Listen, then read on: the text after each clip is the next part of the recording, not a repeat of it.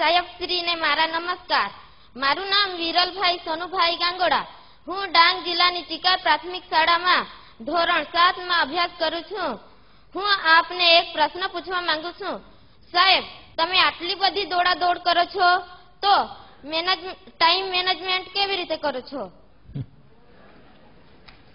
એ વાત સાચી છે કે ગુજરાતમાં ભૂતકાળમાં બધા મુખ્યમંત્રીઓ ડાંગ જેટલી વખત ગયા હશે એના કરતા વધારે વખત હું ગયો છું. કોઈને પ્રશ્ન પૂછે, સ્વાભાવિક છે, જે કામ કરે ને એને સમયનો પ્રશ્ન જ નથી હોતો. જે ન કરે ને એને સમયના પ્રોબ્લેમ હોય છે. તમે જોજો, આ દુનિયાનો નિયમ છે. જે નવરો હોય ને એને તમે કહો કે અત્યારે મારે મળવું છે, આવું તો કે ના, હમણાં નહીં, હું જરા પછી વાત કરીએ આપણે. નવરો જ હોય સાહેબ.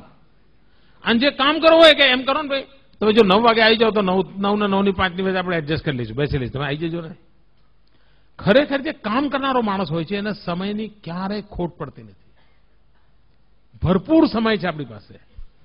આપણને સમયનો ઉપયોગ આવડતો નથી. વિદ્યાર્થી મિત્રોને મારી વિનંતી છે કે જો તમને શક્ય હોય તો બેન્જામિન ફ્રેન્કલિનનું જીવન વાંચજો. એ અમેરિકાના રાષ્ટ્રપતિ હતા. આમ તો જીવન ચરિત્રો વાંચવા જોઈએ, પણ એમના જીવન ચરિત્રના અંદર વિશેષતા છે. એમને પોતાને શું થતું, કામ બહુ કરે તો લોકો ફરિયાદ કરે કે તમે આ નથી કરતા, તમે મળતા નથી, તમે એટલે પછી એમને થયું કે હાડું આ આટલું બધી મહેનત કરું તો એમ મને તો ફરિયાદો જ આવ્યા કરે છે. એટલે એમણે અભ્યાસ ચાલુ કર્યો પોતાનો અને એક ડાયરી બનાવી અને એમાં એમણે લખ્યું, ભાઈ કરવા જેવા કામો કેટલા કર્યા, ન કરવા જેવા કામો કેટલા કર્યા, ન કરું તો ચાલે એવા કામ કેટલા કર્યા, કરીએ તો એ ઠીક ને ના કરીએ તો ઠીક એવા કામ કેટલા કર્યા. અને પછી ટીકમાર્ક કરવા માંડ્યા. સોમવારે જેટલા કામ કર્યા બધું ટીકમાર્ક કરે.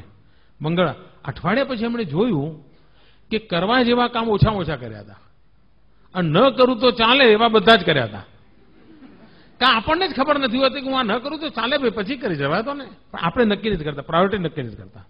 અને આ જો સહેજ આપણે ટેવ પાડી દઈએ કે કરવા જેવા કામોમાં કોઈ કોમ્પ્રોમાઇઝ નહીં, તો તમે જોજો તમારા બધો સમય ઉપજાઉ થઈ જશે. એમાંથી કંઈ ને કંઈ આઉટપુટ મળ્યા કરશે. બીજું, કેટલાક લોકો એમ કહે છે ખૂબ કામ કર્યું એટલે થાક લાગ્યો.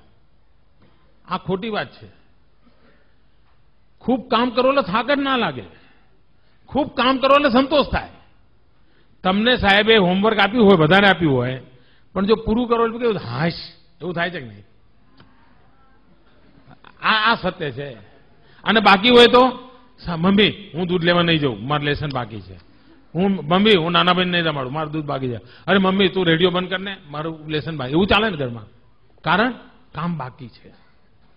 ખરેખર કામ કર્યાનો થાક હોતો જ નથી, કામ કર્યાનો સંતોષ હોય છે. અને જીવનમાં તમે જોજો, કોઈ દિવસ કામનો થાક લાગે જ નહીં. આ ખોટું ભ્રમ છે. બહુ કામ છે, થાકી ગયો. કાં તો પછી તમે ન કરવાના બધું કરતા હો તો થાકી જતા હો. અને તેથી સમયનો ઉપયોગ કેવી રીતે કરવો, સમય બરબાદ ન થાય એના તરફ આપણું ધ્યાન હોવું જોઈએ. મને યાદ છે એકવાર હું કેકા શાસ્ત્રીજી, તમે નામ સાંભળ્યું હશે, બહુ જ મોટા આ રાજ્યના ખૂબ મોટા વિદ્વાન, એમની સાથે એકવાર હું પ્રવાસમાં ગયેલો અને લગભગ 10 દિવસનો મારો પ્રવાસ હતો. અને મને એમ કે આ વડીલની સેવા કરવાનો મને અવસર મળ્યો છે, એમની સેવા કરું. એ વખતે એમની ઉંમર લગભગ 85-90 ની આસપાસ તો હશે. એ ગુજરી ગયા ત્યારે એમની ઉંમર 102 વર્ષ હતી અને આપણે એમની શતાબ્દી ઉજવી હતી. એમણે 250 કરતા વધારે ગ્રંથો લખેલા હતા. તો મેં એમને 10 દિવસ બરાબર ઓબ્ઝર્વ કર્યા. તમને આશ્ચર્ય થશે, એમણે શબ્દકોશ લખ્યો છે, ગુજરાતી શબ્દકોશ. માનો કે રેલવે ફાટક હોય અને રેલવે ફાટકમાં અમારી ગાડી ઊભી રહી હોય તો આપણે શું કરીએ? ઊભા રહીને નીચે લટાર મારીએ, યા ત્યાં સિંગ ચણાની લારી હોય તો ત્યાં જઈએ, ક્યાંક ટમેટા મળતા હોય તો એ જઈએ, એવું બધું કરીએ ને. મેં જોયું કે જેવી બસ ઊભી રહી નથી કે પોતાના થેલામાં ચોપડો કાઢ્યો નથી, તરત આમ લખવાનું ચાલુ જ કરી દે અને ફરી પાછી ફાટક ખુલે અને બસ ચાલે પછી અમને મૂકી દે.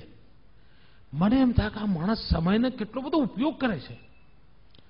રાત્રે ક્યાંય પહોંચવાનું હોય ધર્મશાળામાં અમે ઉતરતા તો હું એમના માટે કે પથારી લેવા જઉં એ પહેલા તો એ પોતાનું જે થેલો હતો એનું ઓછું કરીને સૂઈ ગયા હોય.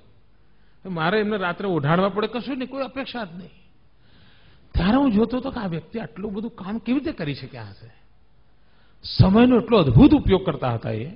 મેં એટલા આમ અને બારીકાઈથી મેં જોયું છે ને. અને મને તાજ્જુબ હતું.